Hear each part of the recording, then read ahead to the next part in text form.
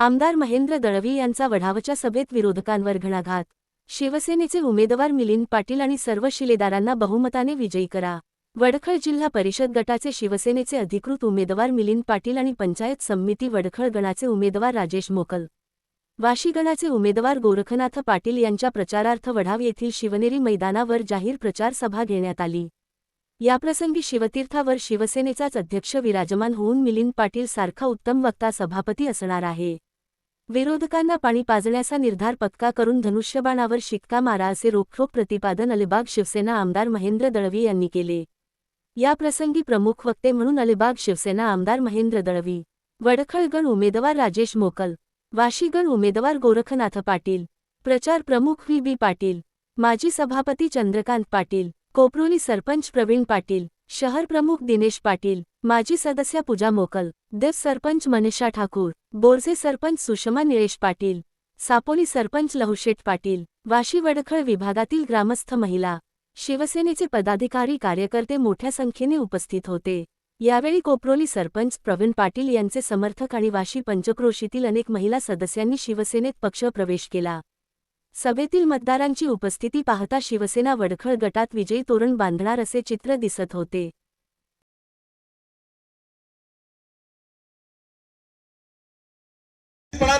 आज या ठिकाणी वल्गना केल्या जातात।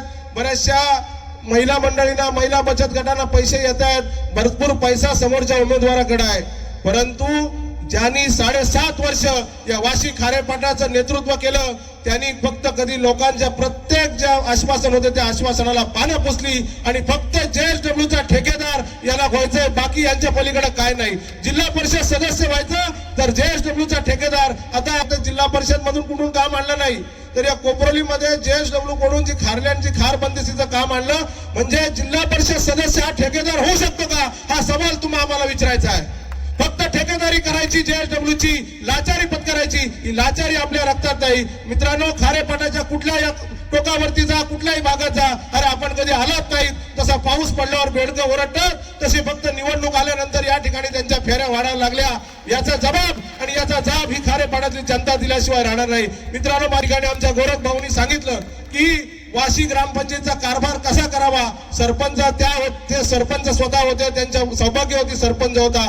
या माणसानं आयुष्यभर नाती जपली आणि म्हणून त्याच्या मागे आज मोठा जनसमुदाय। आणि आताच्या सरपंचांनी माती विकली, हा फरक तुम्हाला आम्हाला साध्य करावा लागेल। यासाठी चिडून उठा, पेटून उठा, संघर्षाची लढाई आहे। हा संघर्ष तुम्हाला आम्हाला निश्चितपणे विजयाकडे घेऊन जाईल। राजेश मोकल पंचायत समितीचे सदस्य होते, वहिनी सदस्य होत्या आणि वडखळचा आदर्श गाव, एक सुजाण गाव कसा असतो याचा आदर्श राजेश मोकल यांनी वडखळकरांना दिलेला आहे। परवाची ती साहेब रेकॉर्ड ब्रेक गर्दी होती। आमच्या व्ही पाटील सर भावना विवाद झाले की एवढा मोठा जर जनसमुदाय असेल तर निश्चितपणे आता विजय आपल्या समीप आलाय। आपण निश्चितपणे विजयाच्या जवळ पोहोचलेलो आहोत। परंतु मित्रांनो, स्वस्थ बसू नका, थांबू नका, रात्र वैरायची आहे आणि आपल्या समोर येतील, पैसे देतील।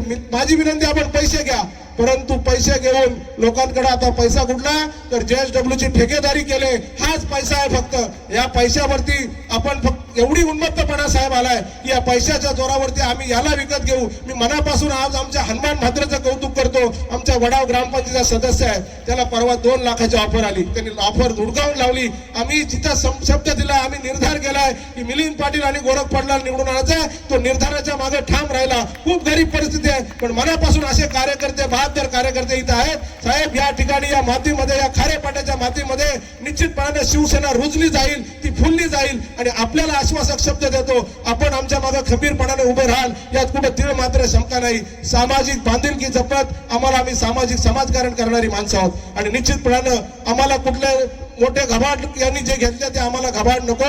सामान्याचे अश्रू पुसण्याचं काम आम्हाला करायचं आहे। साहेब, एक वाईट वाटतं, आमचा बैराम कोटक जो गाव आहे, आमची बैराम कोटकची सारी मंडळी या ठिकाणी आले साहेब। दुर्दैव आहे, त्या ठिकाणी अजून रस्ता गेला नाही। 2017 साली आम्ही प्रामाणिक प्रयत्न केला साहेब। वाईट असं वाटलं, गणपती एका पावसाळ्यामध्ये एक दुर्दैवी घटना घडली आणि त्यांचं प्रेत आम्हाला होडीतून न्यावं लागलं। आज स्वातंत्र्यानंतर सुद्धा अशी परिस्थिती या ठिकाणी असेल, म्हणून या विकासाला कुठेतरी यांनी विकास रोखला.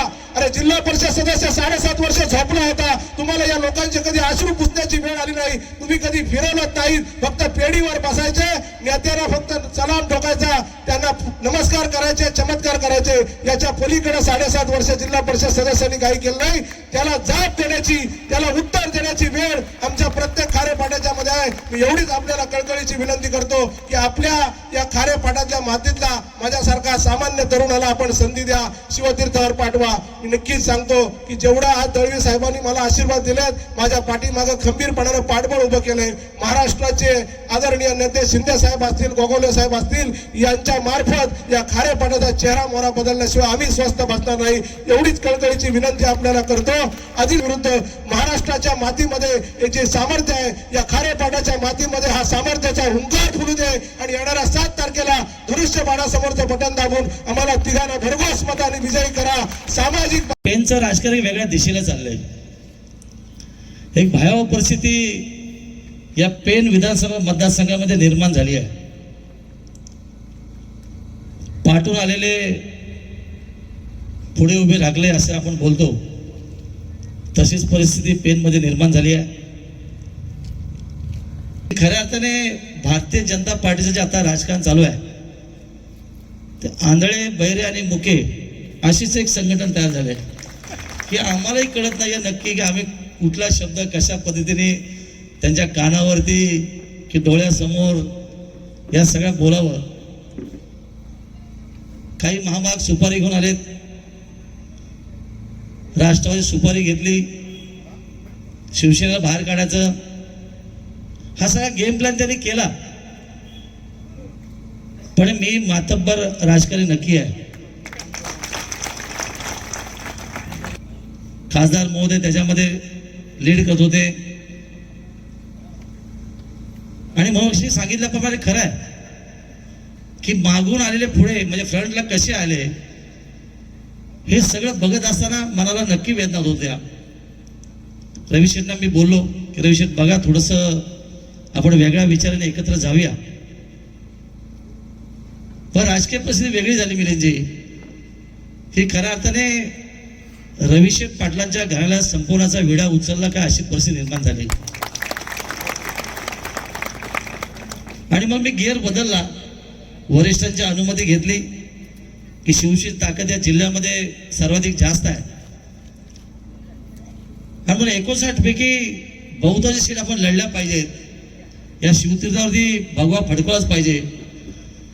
कारण 2 वेळा त्यांनी मला स्वीकारून 2दा आमदार केला आणि मला आता देणं लागतं की या शिवतीर्थावरती भगवा फडकवला पाहिजे, शिवसेना अध्यक्ष बसलाच पाहिजे आणि वडखल मतदारसंघाचा तुमच्या घरातला उमेदवार मिलिंद सभापती झाला पाहिजे. आता शेवटचा हरिओम असंच बोललं पाहिजे.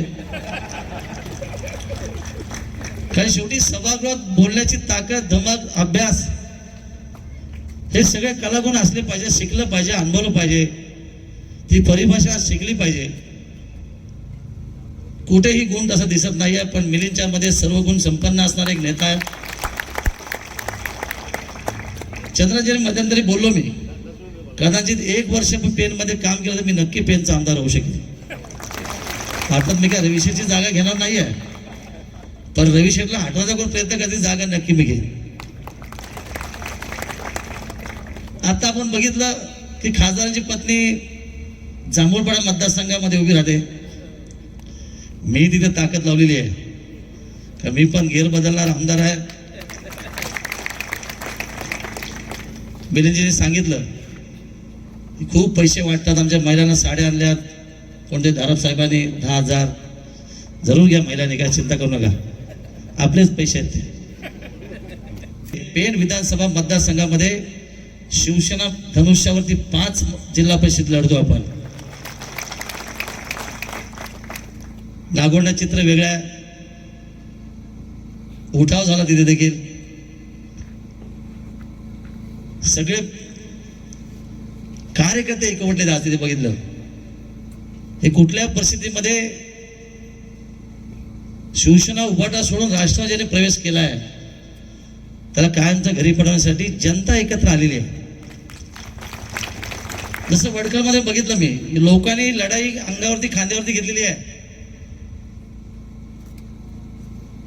तेव्हा 9 तारखेला गुलाल मीच घेऊन येणार आहे, काळजी करायची गरज नाही आहे.